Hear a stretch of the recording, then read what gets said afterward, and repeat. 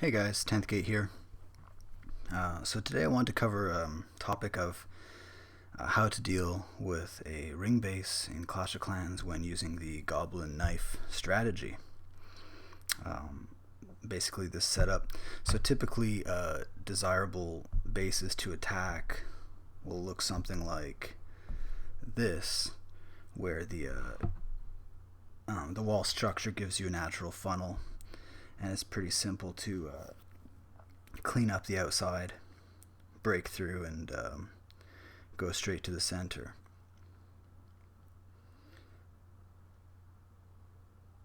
And if you guys don't haven't seen the earlier videos on how to do the Goblin knife, check it out. It's some of my first videos. But this is basically like, a straight up knife going right to center, leaving everything else alone for farming Dark Elixir. Another example would be like this one, where even if it splits a bit to the sides, it still accomplishes the same thing because of that wall structure.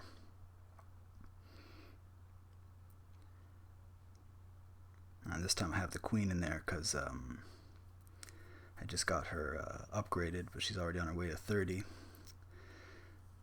So there you go again, is the knife. So now the question is, what happens when you get to a base that looks like this? And it's a little more complicated because you don't have the walls to guide you, and like a well-made base will send your goblins going to the side. It'll do the same thing to your goblins that it does to a go wipe attack or any kind of Valkyrie attack. It doesn't usually need to use like a queen walk or something to try to funnel them to the center. So usually on a base like this, I'd probably move on pretty quick, but I saw that the loot count was pretty high, so I decided to go for it. Now this one's interesting, and people who are watching this, you can either use it as like a way to find techniques of attack or as a way to defend. So this guy immediately made some mistakes by, you can see, setting up some sort of land bridges, natural bridges where the goblins will want to go through. So when I first saw this base, I see the D over here, and I figure the fastest way to go through it is to get to it through here. So I took a quick look, and I saw that collectors that I can use are, let's make it a little more obvious. The collectors I can use to bridge myself there are like that. Now that doesn't look too good to me because you can see the goblins are going to want to split immediately, and some are going to go that way. Yeah, some might go in, but he's pretty heavily fortified, so I didn't think that was going to work. My next thought was to try an attack directly from the corner, because I'm using 2 jumps anyways, and I can wall breaker through this wall. And you see he's got a sort of chain of buildings there that looks pretty good. The only problem with that being that right here, let me see if I can get another color on there, probably a big bomb, and lots of spaces for big bombs here, all along here, danger zones, right? So then I'm like, okay, that probably won't work out. So then I considered the TH side. This is all in the first 20 seconds there, but once you go through the motions of this, you'll see it makes a lot of sense.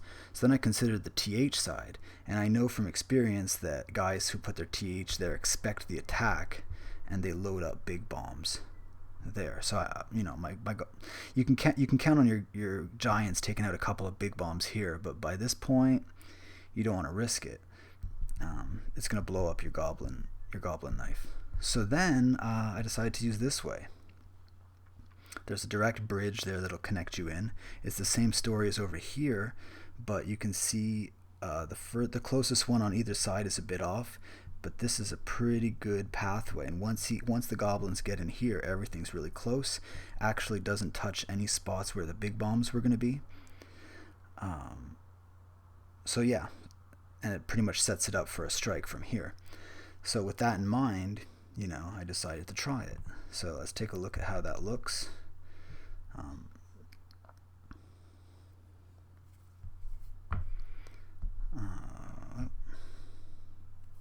So here we go. So drop your your jumps. Set up your giants to take all of the weapon fire, as always. Some extra CC troops in there. Rage them to get rid of that stuff. Look, they pull up a big bomb right away. That's pretty good. And then you just start unleashing those goblins. And sure enough, they follow the expected route. And they just jump right in. There you go. Hit that heal to keep them alive. And now with the rage, they're going to plow through that really quickly.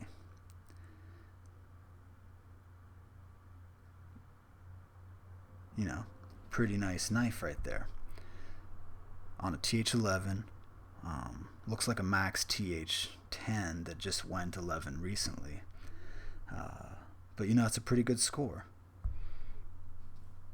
So anyways, just to show that, you know, I wasn't sure I could pull this off, but sometimes when you find the right path for the Goblin knife, you can pull off some pretty amazing stuff. So that's how to deal with a ring base. And if you're considering that from the perspective of a defender, you know, like on no thanks.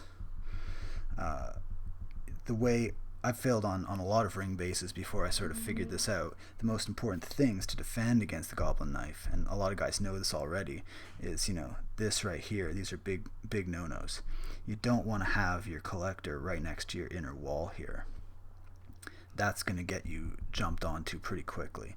So a nice spaced out sort of collector and storage unit setup will actually defend you much better with your Dark Elixir right in the middle and big bombs around it. So just my 2 cents on it. Let me know what you think. I wanted to get into some deeper tactics on this today because it's sort of like a new strategy I'm working on right now. A lot of people are defending against Goblin knife pretty well, so I hit a lot of ring bases. So anyways, let me know what you guys think, and good luck with your Goblin knives.